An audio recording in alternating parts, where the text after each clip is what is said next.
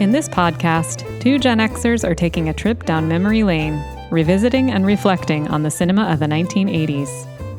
We'll look at the hits and the flops, the studio blockbusters and art house indies, the critically acclaimed, and the universally reviled. The series is hosted by me, Lisa Molinelli, a writer and librarian, and features Dustin Morrow, a filmmaker, author, and professor of film. So pull on your legwarmers, crank up your boombox, and hop in the DeLorean. It's time for the long rewind. Hello, everybody. Welcome to the long rewind. I'm Lisa Molinelli, and with me is Dustin Morrow. And today we're covering the first half of 1981. So, shall we get into world events, Dustin? Yeah, tell us what was going on in the world in 1981. Okay, so here's what was going on in the world of 1981. Some really big, important things that would influence the rest of the 80s. So Ronald Reagan was inaugurated on January 20th as the 40th president of the United States. His presidency marked a shift towards conservative policies and a more assertive stance against the Soviet Union. So that would definitely influence many things, including film. We'll be talking about Ronald Reagan for the rest of this podcast. Well, exactly. Yeah, that's maybe the biggest, almost most influential thing that might have happened in the 80s to some degree. It's probably his election is probably really in many ways the defining the thing to which you can trace back most of the other threads that came to define the 80s culturally. At least in the United States, but frankly, probably across the world too in some ways. The Iran hostage crisis ended after 444 days in captivity. The Iran hostage crisis ended on January 20th, 1981, which coincided with the inauguration of Reagan. That's interesting. 52 American hostages who had been held in the U.S. Embassy in Tehran since 1979 were finally released. And another sort of big pop cultural deal that would sort of influence the 80s also, the marriage of Prince Charles and Lady Diana. They were married on July 29th.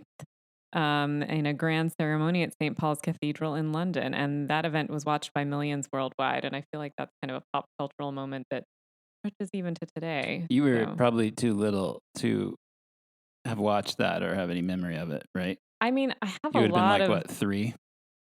Like 2.5. A 3. I would have been 3. So yeah, you wouldn't remember this. But that said, I actually do kind of maybe not remember it in the moment, but I remember seeing pictures and video of it. I remember Lady Diana being a big deal, and just thinking she was beautiful, and that that fairy tale-ness of that. I do remember that from the 80s. I think it ran in the U.S. at like the crack of dawn or something, right? Much like I think they do that even with today's royal events, the things that have happened over the last couple of years. Yeah. AIDS was identified. That's also a huge influential deal. AIDS was identified in 1981. The CDC in the United States reported cases of a rare lung infection, later identified as AIDS, which is also acquired immune deficiency syndrome. This marked the beginning of the AIDS epidemic, which would have a profound effect on public health worldwide. And I think it's something we don't talk as much about today, but I know it's something you and I we heard about throughout our childhoods, our teenhoods, our young adulthoods. AIDS was a big, big deal. Yeah. I mean, we're big fans of Fran Lebowitz. People, if you don't know Fran Lebowitz is, first of all, you should, but she's a New York writer and wit. Bon vivant. Has a great show on Netflix called Pretend It's a City, and made a film called Public Speaking, both of those with Martin Scorsese. Yeah. And she talks as somebody who was active in New York in that scene of artists and writers in the 70s and through the 80s, talks about the impact of AIDS and how it just can't be understated, and how literally like she woke up and one day and like 3/4 of the people she knew were gone. Yeah. It just devastated, not just gay culture, but like by extension, the culture of the arts and visual arts and writers. Certainly the impact of it was felt, not just politically, but like, culturally and creatively throughout the 80s. And it's hard to explain to young people who weren't around then, like, what a big deal it was. We're very lucky today to have it not be as big a deal, but I don't know. I don't know about you, Dustin. I remember in my young adulthood it just being this presence. It was Yeah. there. You had to think about it. It was sort of in the tapestry, in the air. And it changed. It wasn't just gay culture. It Yeah. changed Oh, like yeah. attitudes toward sex Safe in sex general. was Yeah, huge. Yeah, like we definitely. were as children of the 80s, we were taught about Yeah. abstinence and safe sex in ways that generations before us Well, were that's not what I for sure. mean. I mean, it was, The, and a lot the of, the fear of yeah, that was really fear instilled was in Gen X in a way that it absolutely. wasn't in generations that came before. Yeah. Yeah. And my final world event, sort of more pop cultural event, is that Dynasty premiered. Yeah. 80s ladies in Dynasty. The television drama series Dynasty premiered in 1981. The show, which focused on the wealthy Carrington family, became a popular primetime soap opera and had a lasting impact on television storytelling. Yeah, and it certainly wasn't the first nighttime soap. Like Dallas was already out and was essentially the blueprint for Dynasty. Um, but Dynasty, unlike Dallas, was just essentially 80s. Everything Oh, yeah. about it was 80s, and it remains like if you wanted to like if aliens landed and you wanted to be like this is what the 80s looked like, you Yeah. could put on an episode of Dynasty, and that Yeah. would probably pretty much explain. I think it ran throughout the Yeah. entire. It ran for like 8 or 9 years. It was on Sounds pretty right. much. It came on right at the beginning of the decade. It was on throughout the entire decade, and was just a really wildly big deal for considering how horrible it was. I mean, it was aspirational 80s, right? I said that phrase 80s lady when I was explaining it. I mean, I'm thinking big hair, Was that an sequins, heavy 80s? Was makeup. that an 80s thing that that kind of like fetish? Why can't I say it? Fetishization. Yeah. Fetishization of the wealthy. I think to I me mean, that's very we had 80s. lifetimes of the rich and Yeah, famous lifestyles with of the rich and lifestyles of famous. the rich and Yeah. famous with Yeah. Robin Robin Leach, Leach. and Yeah. there were just a lot of shows and It was stuff huge. out like that. And then, I mean, Dallas was and by the also time we that. got to Absolutely. college, it was stuff like MTV Cribs, Yeah. and like there was just a Yeah. lot of like Today. here's Yeah. a parade of like what rich people's lives are like, and Yeah. maybe that was always around, but it really seemed to. I mean, certainly there was a. I'm going to try that word again. Feti- Fetishization. Mhm. Did I say it right? Pretty close. Yeah. Pretty close. Anyway, of money in the Yeah. 80s, which is also something we'll talk about endlessly, I'm sure, in this podcast. Yeah. And it was probably just, I suppose, a kind of an offshoot of that, like that kind of aspirational. Well, Yeah. yeah. I mean, I think it's kind of an American thing from time immemorial in a way, but that fetishization, um, the greed is good, Wall Street, Hmm. I mean, I think that's very post-war, but it's particularly 80s, and you see it a lot in the pop culture, I think, very much. Consumerism became really big in the 80s in a way I'm not sure it was really before that. Yeah. So, So before we get into the specific films of 81, I'll just speak really briefly about what was yeah. going on in film in general. In 81, blockbuster films were kind of continuing to take over as the predominant sort of Mhm. pursuit of Hollywood. Mhm. There's that And money certainly again, that gotta get started in that the cash. late 70s. I think we talked in the last episode, maybe even about Jaws and how Mhm. that stuff kind of in Star Wars, and that kind of preceded the 80s, but really the 80s are thought of as the blockbuster decade. That this is where that those seeds that were planted by Star Wars and Jaws really began to grow. And certainly movies like Raiders of the Lost Ark and Superman 2 and Cannonball Run, those were all huge monster hits in 1981. Sequels, franchises, again, Mhm. the 80s was a sequel decade. Anything that was a hit got a sequel. Empire Strikes Back was huge. Again, Superman 2, which I mentioned. Mad Max 2, also known as The Road Warrior, was a big deal in 1981. And then genre films, which is one of the things that I really love about the 80s, was it was just such a golden era of great genre filmmaking. So there were, really good horror movies, but also science fiction, fantasy, and Mm-hmm. action movies Oh, yeah. really started to explode as early as 81. And again, we got Raiders of the Lost Ark, but we also got Escape from New York by John Carpenter. We got Gilliam's Time Bandits. Mm-hmm. We got, you know, some really great, expensive, stunt heavy action movies. And we were just seeing like really creative um, work done in those genres. And I'm sure that, especially as you and I are both lovers of science fiction and fantasy, Yeah. that's a genre or genres that we'll come back to over and over again as this podcast unfolds, because I will claim till I'm dead that the 80s was the best decade for those genres, especially Yeah. fantasy, because you Yeah. really did not see really great fantasy filmmaking anymore. That's not true. You occasionally get, I mean, the past few years we've gotten like The Northman and The Mm-hmm. Green Knight, and there have been like, little individual movies that come along every once in a blue moon, but nothing like the 80s where we were getting like 10 great fantasy films a year every year. Yeah. Well, the point I would make about that too, you tell me if you think I'm wrong because you're the genre king here, but it seemed like there was a lot more variety in genre then. Like you say, fantasy. Fantasy can be a lot of things, right? And there was a lot of variety within fantasy in the 80s. I think you had sword and sorcery, you had Conan type movies. I don't know Yeah, how you describe those. there were a million subgenres. Exactly. That's what I mean. Subgenres proliferated. And, I think there was just a really wide variety then. I don't know what you Yeah, think about that, yeah. but And then there were a few kind of just um, individual events that happened in 81 that were a big deal in filmmaking. The Academy Awards was postponed due to the attempted assassination of Ronald Reagan that happened oh, I actually didn't know that that. day. A lot of Wow. people don't remember that the Oscars were supposed to be that night. No, I didn't know that. Um, so they were held, I think, actually just the following day, and there was actually a message from the president, who was, of course, an actor in Right. Hollywood before he became Mm-hmm. the president, recorded for that ceremony.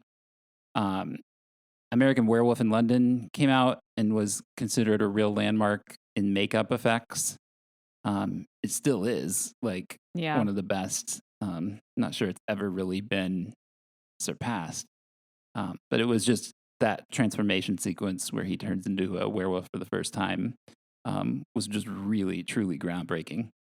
The mysterious death of Natalie Wood, Oh. who died in a boating accident off Catalina Island.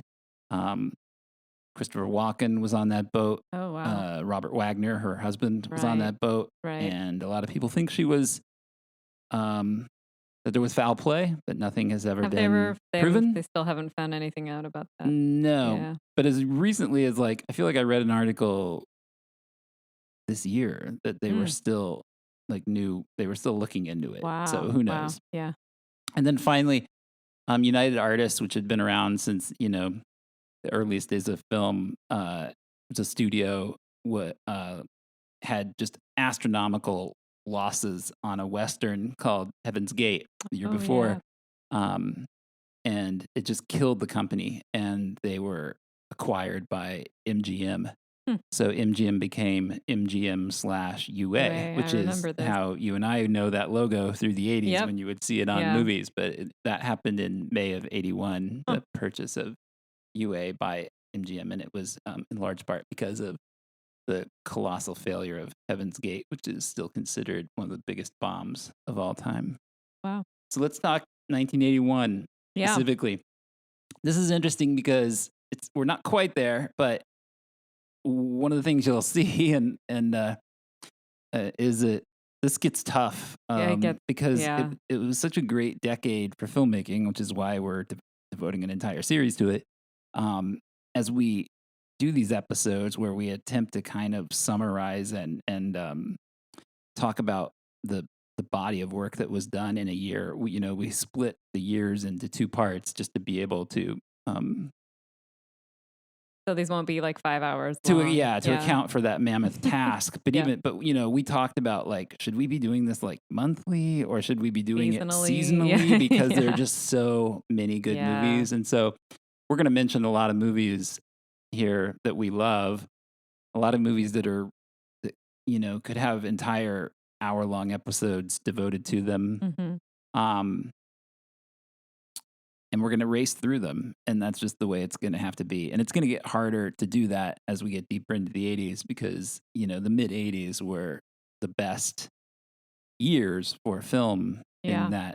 um, that decade. So, like, we've already talked off mic about how what a beast 1984 is going to I be. mean, honestly, that might have to be several episodes. I don't know.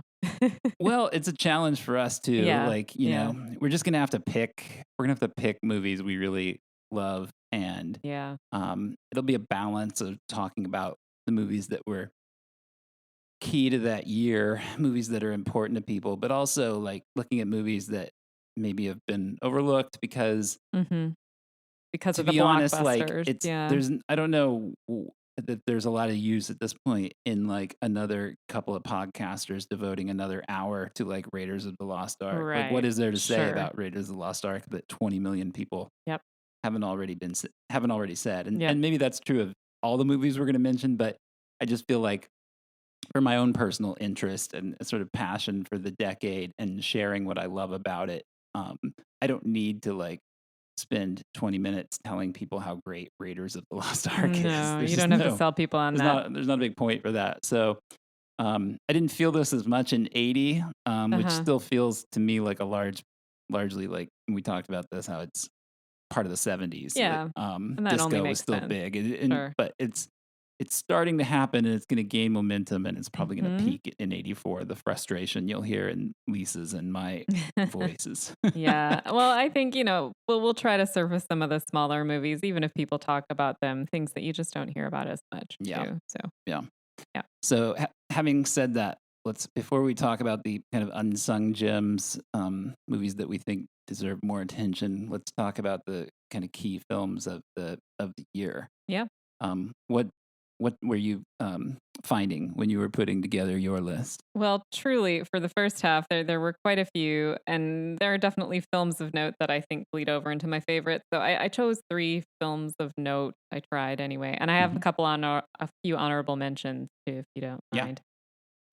Some of these I haven't seen, so I think you can speak to a lot of these better than I can, but I at least know about their reputation.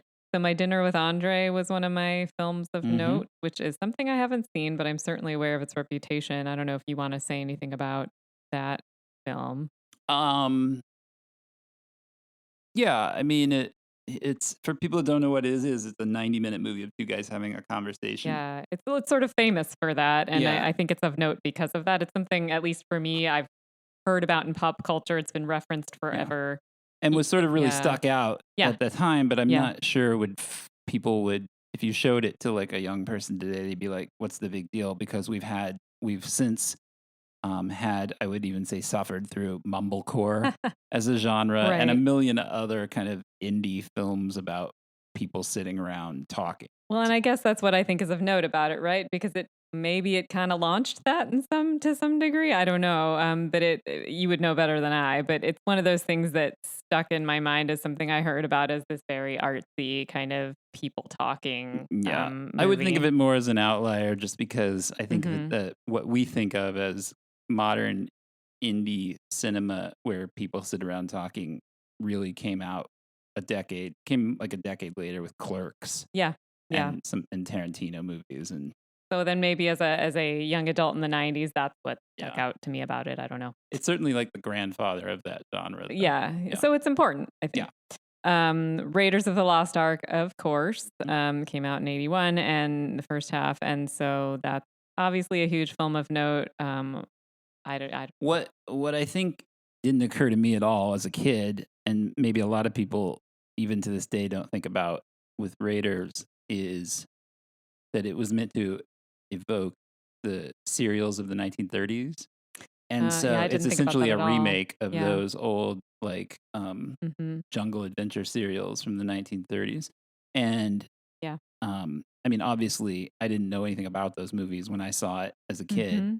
and um it's interesting to think about it in the context of the 80s as a decade that was really an early in um, kind of reappropriation, Mhm. remediation of Mhm. earlier works, Yes. which is, of course, interesting because it's all we see now. Yep. Like That's right. Hollywood is very IP driven, and Yep. everything has to be based on something that came before. And so every TV show from the 80s and 90s has been remade either as a TV show Yeah. or a movie Mhm. or rebooted in some way, or like everything's got to be based on a novel or a graphic novel Yeah.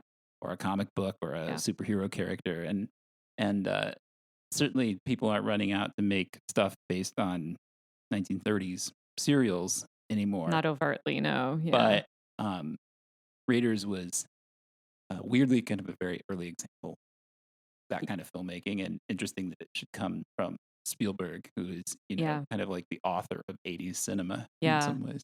Yeah, you pointed that thing about 1930s serials out to me. We watched a bunch of these movies just recently, and I can't believe I never saw that in it before because once you said it, I was like, "Oh my gosh, yes, exactly right." I mean, you just see it all over it, which is really kind of fun. Um, and of course, they're still making Indiana Jones movies today. So as you say, it's sort of the Mhm. father of all of that. To the degree that you would um, characterize Raiders as a fantasy movie, just because Hmm. it has those Yeah. elements in it too, I think um, 81 is the first really great fantasy year of Oh the yeah. 80s because we got Dragon Slayer, Yeah, I assumed that was going to Matthew come up. Robbins' film, which is just a phenomenal um, practical effects, obviously, because they didn't have CGI back then, but like just amazing practical effects. Yeah. Adventure movie about a So dragon good. that is terrorizing a village, and a Hmm. young apprentice wizard who Yeah. is recruited to fight it. And Excalibur, which is John Borman's Hmm. extremely R-rated and graphic Hmm. retelling of the Arthur legend, Yep. and Clash of the Titans, Oh yeah. which is the last great Ray Harryhausen movie, the stop motion effects of the great Mhm. Ray Harryhausen, and was one of my favorite movies as a kid that I Yep. watched a million times over. Yep. Oh yeah. Yeah.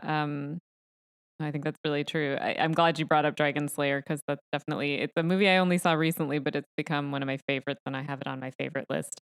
I think people should see it if they haven't. The other thing I really like about Dragon Slayer is it's about this shift in that at that time in that world in the world of Dragon Slayer from like magic to religion, kind of, which is it's Yeah, this really interesting undertone, but it's also just beautifully done, like a lovely movie to look at, and it's just a lot of fun. So people should see it if they like that sort of thing. yeah, totally. Um, my third film of note also harkens back to sort of that spirit of 1930s IP, Superman 2. We talked Mhm. about serials, sequels in the 1980s. And of course, that's a big deal sequel, the 1980s. You know way more about Superman than I, so I should let you just go ahead and talk about Yeah, Superman. I mean, it's definitely my favorite Superman movie. Hmm. Another movie that I could just recite, and like so many of these movies. Yep. And Which one was Superman 2? Remind It's us the one which where one that is. he has to fight the three General Zod and his Yeah. two lackeys who all have the same power as Superman. So it's essentially like three Supermans versus Superman. Right. It also has the most sort of deeply felt and best realized version of the love story between Clark and Lois, because Right. he gives up his powers to be with Hmm. her, accepts kind of human form as Clark Kent in order to be able to fall in love with Lois, and finds that the world can't exist without Superman, and that he has to sacrifice his own um his own ability to find love and happiness in the world Yeah. His because personal he life, is essentially. protecting, because he owes it to Yeah. Earth. Duty and yeah. Yeah, it's just Hmm. a beautiful movie. It's a weird movie, and I didn't know this, of course, until many years later. I mean, I didn't know this as a kid when I watched it a million times over, but it's a film that was started out being directed by Richard Donner, and he directed a good chunk of it. And then they brought in the British filmmaker Richard Lester to finish the movie when Richard Donner and the producers kind of stopped being able to work together. Hmm. And you can see, I can see now as an adult how it's kind of a Franken movie, and how you can see the two distinctly different directorial styles of those two guys in various sequences of that movie. And I can tell you that I'm realizing now that the stuff I didn't like about that movie is all Richard Lester stuff. Oh, stuff that well, stuff that Richard even as a Donner, kid I was kind of like, this is kind of dumb. Like that stuff is all the Richard Lester stuff, and the Richard Donner stuff is the great stuff, which is not a surprise because Richard Donner made the first Superman movie, which is great, and of course set the prototype for all superhero movies to come after it. Yeah. Yeah. But it's a great movie. It's a really great movie, and a lot of critics think it's better than the original, and I would tend to agree. And it sort of becomes unusual as the decades go on for a sequel to be better than the original, so that's notable too. But yeah, it's funny you mentioned about the 30s. I guess I hadn't really thought about it, but just seeing Raiders and Superman next to each other, it makes me think about when filmmakers come into their adulthood and start making things, maybe they're hearkening back to things they remember from earlier times, their childhood, or even their grandparents' childhood. So it's kind of interesting to see those two together. It's certainly like nostalgia for the 80s is a huge thing. Yeah. I mean, this podcast probably wouldn't exist if you and I didn't personally have nostalgia for that era. And everybody has this, and you and I are Gen X-ers, so we were kids in the 80s, and everybody has nostalgia for their childhood. But to the degree that nostalgia has permeated the entertainment industry and driven what gets made in Hollywood nowadays, is not it. You didn't see it to that degree back then, but it was definitely not. It was definitely there. We're not the first generation to like want to remake everything we loved as kids. I mean, obviously Lucas and Spielberg were doing that. I mean, Star Wars started out as Flash Gordon, right? And then when Lucas couldn't get the rights to Flash Gordon, he made his own space opera. Well, and I Star think Wars. I mean the difference between what Lucas and Spielberg did and what's happening now is they were sort of remixing and remade. Like they weren't just taking something that already. I mean, Superman, that existed as a comic, right? But Raiders of the Lost Ark, Indiana Jones didn't exist. He was new. He was just influenced by the serials of the 30s, right? So, they were making something new out of it, I guess is what I'm saying, which is you're not seeing quite as often today. I mean, I'm sure it exists out there. Yeah. So some of the stuff that I thought was key, Michael Mann's first big screen substantial film with a budget was Thief. Which is still one of his best movies about James Caan as a bank robber, essentially. He's a safecracker, right? He's a safecracker, am I thinking of the right one? Yeah. Yeah. It's a great movie. Yeah, it's a really really and you can see all of the Michael Mann stylistic and kind of thematic tropes that would show up in Miami Vice and all of the movies that he made throughout the rest of the 80s and 90s. It's all there in Thief. Really great movie. I think that you and I are huge fans of the Muppets. Yeah. And I think The Great Muppet Caper is the best Muppet movie. Yeah. I saved that for my favorite films list, but yes. Yeah. Huge fan of The Great Muppet Caper. Yeah. I was trying to think about, as we were prepping for this podcast, about why that is. Sorry, my phone just went off there if you heard a ding in the mic. And I think it's like all of the things I love the most about the Muppets, which is like the subversive sense of humor, the caliber of the music, the musical numbers, the choreography of the Muppets, and the way that the Muppets interact with the live action, but I guess it's all live action, the human actors, like, and the kind of genre spoofing that the Muppets always did. Yeah, like I think that all that stuff is done the best in that movie, even though I love the original Muppet movie and I love the Muppets Take Manhattan too. Yeah. I feel like the Muppet Caper did that stuff best. And I also think it had its best human co-star, which was Grodin. Charles Grodin is amazing. Who gives a truly masterful comedic performance in The Great Muppet Caper. Truly. He's as good as any human actor was in a Muppet movie, with the possible exception of Michael Caine in the Christmas. Oh, well, The yeah. Muppet Christmas Carol. Yeah, he's amazing in it. I mean, all you have to do is watch that opening sequence of The Great Muppet Caper, I think, to understand everything Dustin is saying.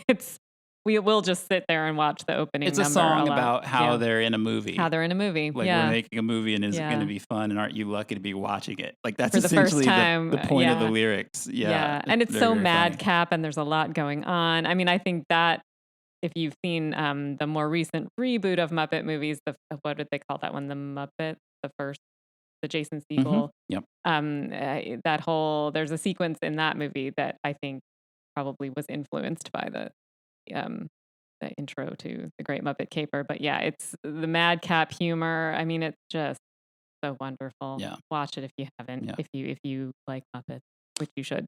Yeah.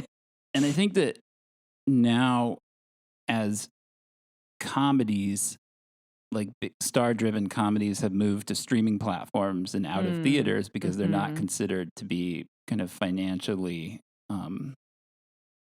worth putting in the theaters. Yeah. It'll be fun to, as this podcast unfolds, to talk about some of the great comedies of the 1980s, and it was a kind of a golden era for producing comedy superstars, many of whom came out of Saturday Night Live. So when you think about the biggest 80s comedy stars, they were like Bill Murray, Chevy Chase, John Candy, Eddie Murphy.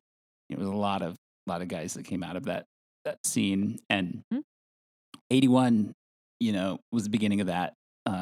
Stripes, which was essentially Bill Murray Goes to the Army, came out in 81. The Cannonball Run, which is kind of one of the last of the let's pack as many celebrities into a broad race-centered comedy that not race like ethnicity, like race, but literally a race. Yeah. There were a bunch of those movies in the 60s and a few of them in the 70s, like stuff like It's a Mad, Mad, Mad, Mad World. Yeah. That would have like a cast of 36 thousands, essentially. I mean, stars. I was surprised to see Cannonball Run in 1981 because I guess I always thought of it as a 70s movie. Yeah. It's Burt Reynolds and Dom DeLuise. I mean, it feels very 70s, but yeah, it's totally, it's an 80s movie. Yeah. It's not a good movie, but it's kind of a fun movie if you're a fan of the 80s. Like you'll get a kick out of it. Polyester came out in 81. That's John Waters' first kind of quote unquote mainstream, or as mainstream as you can call a John Waters movie. Yeah. It's the movie that he did that was came with scratch and sniff cards. Oh, so you would go to the theaters and a number would appear on the screen and you would scratch off that number on your sniff card. And what I've heard Waters say always amused him about this is like there would be a scene in the movie where like somebody would pass gas and like the number 8 would come up. And he's like, if you're seeing somebody pass gas on screen and you're being told to scratch the card, it's going to smell horrible. He's like, but everybody in the theater does it anyway. You're still compelled to do it somehow. Yeah, that's really funny. That amused him to no end. That is amusing. It is really funny. And the other comedy I would cite too is Modern Romance. Oh yeah, which is a really great. I think it was Albert Brooks's second movie as a writer-director. Albert Brooks at that point was probably most famous for he was a stand-up comedian, kind of a real conceptual stand-up comedian, and he made short films for SNL, kind of like early versions of what Andy Samberg would do later. Very funny stuff, and I think he's undervalued and underrated as a movie maker. And he made like 4 or 5, maybe 5 movies as a writer-director, and every single one of them is phenomenal. Like they are all great. And Modern Romance might be my favorite one. It's just his take on a romantic comedy, and it's very acidic, and it has kind of some Woody Allen elements to it, but it's very LA based. And it's just really funny and really creative and really out there. Like nobody was making anything like it at the time and hasn't since. He's a good reminder that something I learned more recently in life, that stand-up comedians are first and foremost really assiduous writers, often really great writers. Yeah. So let's dig into some of the unsung. What do you think are the unsung movies of 1981? Underrated or forgotten or? Yeah, well, I've got my favorites, and then I've got a couple of honorable mentions that I think you should talk about because I haven't seen them, but you have, and I know Hmm. they're kind of important. So a couple of the honorable mentions I think you could talk about are Scanners Yep. and Ms. 45. Those are two that popped out to me that I have not seen, but I know are sort of they have some important genre elements to them. Yeah. Yeah. Scanners is a David Cronenberg movie.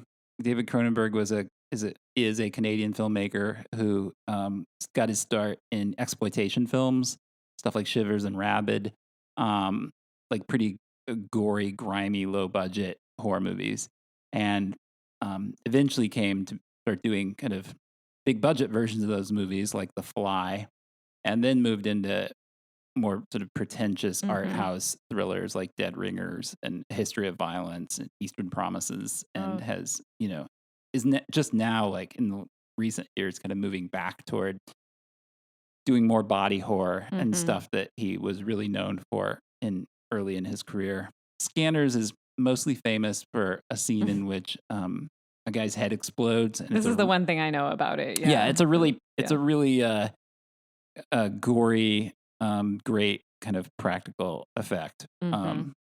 But Yeah. it would seem tame by today's Sure. standards, but in 1981, it was like people freaked out Yeah. about it. Yeah. Yeah. I thought that was worth What a was the other one? mention. Ms. Ms. 45. 45 I thought was worth a Ms. mention 45 too. is an Abel Ferrara movie, a low budget revenge thriller about a young woman who's sexually assaulted and um, kind of becomes mentally unwell, and it's basically like Death Wish for women. Mhm. She goes out and kind of um, baits Mhm. kind of misogynist jerks, and Mm. then kills them, shoots them. Yep. Hence the title. Ms. 45. Yeah. It has a very But particular look to it. The movie I have seen little parts that I haven't seen the whole yeah, thing, but there was a movie made recently, oh yeah. Right. Promising Young Woman, Yeah. which everybody really fawned over, and it won an Oscar, I think, for screenplay. Mhm. Maybe not. I think it did though. I think it did. Yeah. And Ms. 45 is basically a much better version, much less pretentious and sermonizing version of that Mhm. movie. Straight up. Yeah.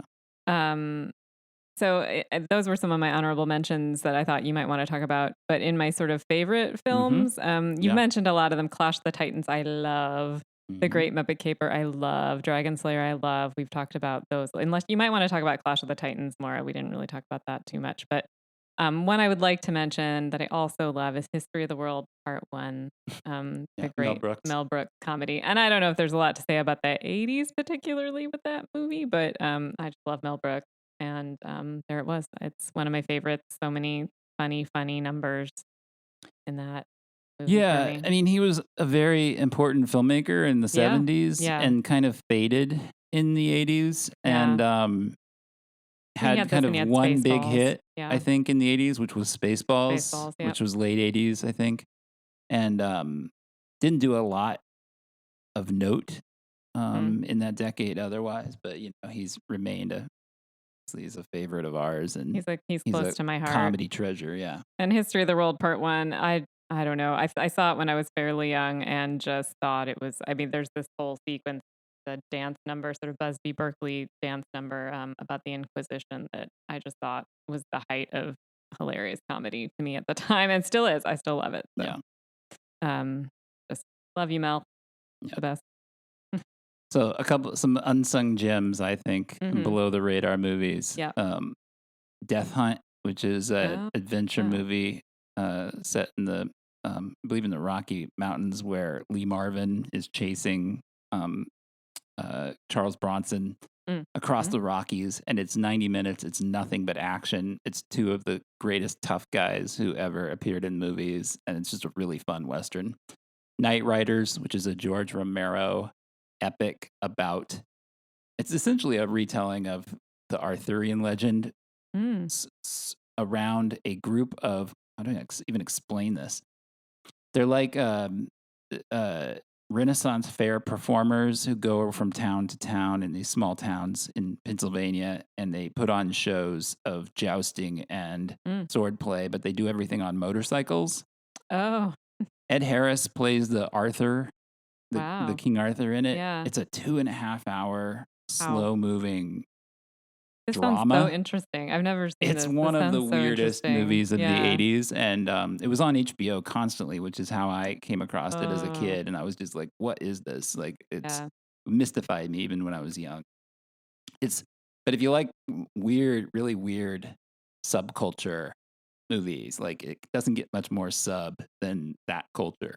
Sounds really interesting. I mean, you just mentioned also sort of a very important aspect of 80s movie watching, which was the movie that showed on HBO all the time or any one of those Oh, channels. yeah. That's like such a huge You'll deal. hear me say that Yeah. dozens of times in this podcast that, like, you know, I mean, that's one of the ways movie watching has changed, right? That everything you watch, you don't really see a lot by accident anymore because you have to Hmm. click on everything because everything's done through streaming You platforms have to make or, a choice. even DVDs, you had to put it in. So you Hmm. were choosing True. it consciously. I mean, we'll talk about discovering things at the video store, which is kind of, I guess, the analog of picked, scrolling through something Yeah. on Netflix and picking something based off the image, the Yep. thumbnail. We used to do that with video Hmm. VHS covers. Hmm. I would pick something just because the VHS cover was amazing. Yep. But there's not a lot of like sheer just sort of accidental discovery of like Yeah. Kismet. this happened to come Yeah. on TV and I was too lazy to get up and change the channel Or something or fascinated you about what came on the yeah, or screen. Yeah. with HBO, like they would just replay the same movies Hmm. over and over again. Hence Yep. the joke, "Hey, Beastmaster's on," is what HBO stands for, right? Because they would Yeah. just play, and you know, I don't know that I loved Beastmaster the first time I saw it, but you just get exposed to it so many times that you're starting to be like, "Yeah, I want to see this." Hmm. It's just Hmm. and you just see these things again and again and again, and they get you sort of you ingest them, osmosis. Well, and Uh, it's also it's a difference between you and I. You didn't have cable exactly, but you had a lot more access to it mhm. than I did. You had relatives who would send you Yeah. tapes of these things. I didn't really have any access to HBO or cable. So you've seen a lot of these like sort of subgenre things Mhm. that like this Knight Riders movie that I've only seen more lately because I had access. So it's Yeah. Yeah. sort of interesting. It's a way it was a way of seeing some things that maybe weren't as well known Yeah. too. So quickly, a few other movies I think worth Yeah. recognizing from '81. Outland, which is Oh, a science fiction western with Sean Connery investigating murder. right. Really Yes. great merging of western tropes with a science fiction setting. Yeah. The Funhouse, which is a really underrated Toby Hooper slasher Oh. movie set Mhm. at a carnival. Um, Narratively, it's nothing interesting. What's great about it is it's just so well directed. It's just dripping in atmosphere. The Mm. art direction is just beautiful, and it just has like as it just elevates it above almost every other slasher movie. It just looks and feels so cool. Mm. Nighthawks, which is a great cop thriller with Sylvester Stallone chasing a terrorist played by Rutger Hauer through New York. It has a very Oh, famous and yeah. Oh, very that's great so action good. scene on the Roosevelt Island tram. Yeah, I love that movie. Yeah, it's Yeah, really it's a good. really cool like Mhm. it's Stallone. He's got like a beard and Mhm. he wears glasses. And he's like a little more Yeah. cerebral. It's a different kind of part for him, and especially in Yeah. that era. Yep. And Billy D. Williams plays his partner. It's just Oh, right. it's a Yeah. fun like quick action movie. It's so good. Highly Yeah. recommended. Yeah. And For Your Eyes Only came out that Yep. year, which Yep. is I think a really great. Roger Moore is my Bond. I Mhm. think that's a really good one. Yep. I like all the Moore Bonds. I think that was the one where they first started to, or I shouldn't say first started because they kind of went back to being ridiculous. But it was a conscious effort after Moonraker, which was so insane, to make a more grounded, Mm. Mhm. edgier, more violent, slightly darker movie. And it's really none of those things, but it is by the Compared to standards of the today. Yeah. Roger Moore movies. Right. Um, we should do a whole episode on James Bond, though. Yeah. So I I think so won't go too. into it too deeply. Mhm. Did you have any like so bad it's good movies that you really liked from this year? Did anything pop out to you? I mean, I didn't have a lot, but there's a couple that I I could think you'll have mention. more than I did. There was just a lot on this list, honestly, that I didn't recognize. Like, I didn't remember that Nighthawks was called Nighthawks. Oh, So I forgot to right. put it on my list, Yeah. but that's such a great movie. But yeah, talk about some of those. I didn't really have any of those. The only ones I had were Roar, which is a movie that Oh. nobody remembered until a few years ago Yeah, when I I think I think know the what this Alamo is. Drafthouse rediscovered Yeah. it. It's the Melanie Griffith's parents Right. owned a bunch of lions and deadly large cats that Yeah. lived on their That's property, and they right. Oh decided to my like make a God. film at their house. Yeah. And I think it still holds the record for like more people were injured during the making of Roar. That's Yeah. ROAR Yeah. than any other movie. Like people were just getting mauled. It's not a good movie. It's thought? not Who a would have particularly thought? fun movie to watch, but what Right. it is, it's like watching a snuff film almost, because Yeah. you see lions kind of mauling Maiming people in the people. movie, Like, and for you know it's real? really happening. Yeah. So there's a little like watching a car accident kind of quality to Or it, a low where budget like it's Australian film. fascinating, Yeah. but it's not Yeah. super entertaining. Not There's a fun. movie called Bloody Birthday, which I kind of like. I saw that on there. I couldn't quite remember what Did I that show you was. this movie? Did I make you watch this? No, I think It's you've about told me about it. It's about a group of homicidal elementary school kids, Right. like 12-year-olds, like a group of them, and they Yeah. just they get together and off people that they don't like, Yeah. or people that cause them trouble or get Yeah. them in trouble. I think I remember. And it's part of yeah. it's it's funny to forget like that was a whole genre at one point, more in the 70s than the 80s. Right. But there were a lot of exploitation movies in the 70s that were about homicidal kids, and The Omen is obviously the really famous one. Yeah. But there were a lot of really low budget ones, Yeah. Devil Times 5, and there were some really weird, really weird movies, and Bloody Birthday is one of the weirdest of them. I think this is one of those movies, and you may hear us say this a lot. I see Dustin watching a lot of movies. I don't end up watching as many as he does for whatever reason, but I'll walk into the room and he's watching something, and this is definitely one of those movies where I've seen little bits of it, and it's a wild movie as I recall. Yeah. I also have a fondness in my heart for The Legend of the Lone Ranger, Oh, which is not a good movie, but I was a big Lone Ranger fan as a kid, and when you're a kid, like there weren't a million superhero movies. There just weren't. I mean, there were not a lot of superhero movies or comic book movies, and so just to get one, like you made yourself love it in a way, like, or you just like glommed on to the stuff that's good about it. And what's bad about Legend of the Lone Ranger is it's cheesy as hell, and it takes like 45 minutes for the Lone Ranger to show up, and it's only a 90-minute movie. Wow! So it's like, come on, man, let's get to the point. But once he shows up, like it's kind of fun. So I'll stand behind part of it. Did you have any like rewindable moments? Well, I think I mentioned one of them. I mean, like I said, I'm a big fan of favorite moments from the Inquisition in History of the World Part 1. I think that's super funny. The Great Muppet Capers, really anything about it, but that introduction, and also the Miss Piggy and Charles Grodin duet, essentially. Yeah, it's a parody of Ethel Merman. Or like not Ethel. You mean Esther Williams? Sorry, Esther Williams. It's like one of those big synchronized swimming Esther production Williams, numbers. And Charles Grodin just being hilarious. It's incredible. Yeah, it's incredible. So those are probably two of them. I mean, Clash the Titans, I think, probably has a lot of. I don't know. The scene that I love that whole movie, but the scene that really like imprinted on me as a kid was the scene where they had to go get Medusa's head. Yeah, and as it's set up in the movie and in mythology, you can't look at Medusa or you will turn to stone. Yep. So how are they going to kill her and capture her without looking at her? And that's like the challenge of that sequence. And it's done like a horror movie.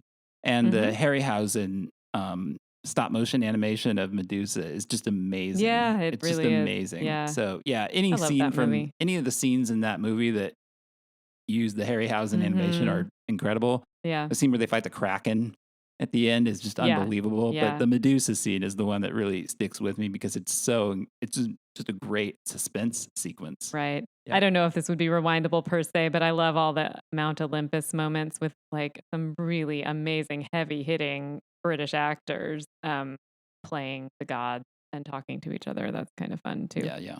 There's probably a lot of rewindable moments from Raiders and Superman too, also that you can think of. All the Indiana Jones movies kind of run together for me, so That's I can't fair. ever remember. Well, they were, I mean, the first four were directed by the same guy. So I can't remember the specific moments from the specific movies. Yeah, but maybe for me, do. Raiders is a very episodic movie, and so it has a lot of rewindable sequences, of course. great scenes. My favorite scene from Raiders is the Staff of Ra scene where he lowers down into the room with the city on the floor, and he uses the medallion that he got from Marion. He puts it on the staff, and the sun has to come through the skylight and not the skylight, but the hole in the ground. And illuminate the spot where the Ark is buried. And it's just the way Spielberg shoots it, the way Ford plays it, and the way especially John Williams' music comes in is just like, it's great 80s movie making. It's just great 100%. I mean, there's so many great. And my favorite Superman 2 scene, because I had that on my list too, was the very ending where he tricks Zod by basically he goes into a chamber where he's going to lose his powers and then become the slave of General Zod. But he reverses the process so that he's protected while he's in the chamber, and the three villains on the outside lose their powers, and so he comes out. He's still Superman, and they are essentially immortal. Right. And it's just a great scene. It's again another scene that is elevated through the roof by John Williams' music. We should do a John Williams episode. I mean, like talk about the contribution of that guy to 80s movie making. I mean, it's unbelievable. you can't even overstate it. It's not that he's an unsung hero of movies of the 80s, but I think we don't think enough about how music really, really contributes a whole lot. The other scene that you actually mentioned all the ones I had on my list, but the other rewindable moment that I really love from 1981 is a single shot from Modern Romance, which again is Albert Brooks's kind of anti-romantic comedy, where he's broken up with his girlfriend and he's going on his first date after breaking up with some other woman, and he picks up this other woman. They get in his car, and I think I know you have to picture this: the camera is looking down at the car, and in a single shot, he drives all the way around the block, and ends up right back in front of her apartment, and it says, "I can't do this. I can't go out with you. The date's over." And it's an unbroken, unedited shot. It takes like 2.5 minutes. Oh, wow. Because he drives all the way around the block. Yeah. And you don't realize really that that's what's happening. You think like they're driving somewhere on the date. Right. And if you know in second viewing that that's what's happening, you could see that he makes 3 turns. So you can see how he ends up back where he started. I guess 4 turns. And but when you're watching it, you're like, why am I looking at this? Like, why is this going on so long? Wow. Nothing's happening. They're not speaking to each other. We're just watching them drive, and then they end up right back where they started, which is just brilliant. Great. Love it. Did you have anything else? I think that's it for me on the first half of 1981. That's all I've got. Only that you kind of mentioned this, but one thing that really stood out to me as I just looked at the whole list of the first half was horror, like just a lot of horror slasher films. And I guess I just didn't realize. There were so many slasher movies in the 80s, and it's not a genre that we'll probably talk a lot about because it's not all a that big slasher film. Because you're not a fan. I'm not either. They're not particularly interesting in any way, like creatively. There's probably some horror fans out there that are listening to this. Of course. I mean, no shade. It's just not my thing. But it's just so important to the 80s, right? The slasher film is. Yeah. I'm sure I'll mention some that I felt like were just really elevated, like the Funhouse, Tobe Hooper's Funhouse. Like there were some really great slasher movies, but by and large, it's a pretty creatively bankrupt genre of movie making. I just noticed it. I think maybe that's next time. But I just noticed a lot of horror and slasher stuff that 80s. Yeah. All right. Thanks for listening. We'll be back with the second half of 1981. I know. You've been listening to The Long Rewind. The program is produced by Dustin Morrow and hosted by me, Lisa Molinelli. If you enjoy the show, please consider hitting the subscribe button, leave us a good review on your podcast app, and tell your friends about the program. We'll see you next time. Thanks for listening.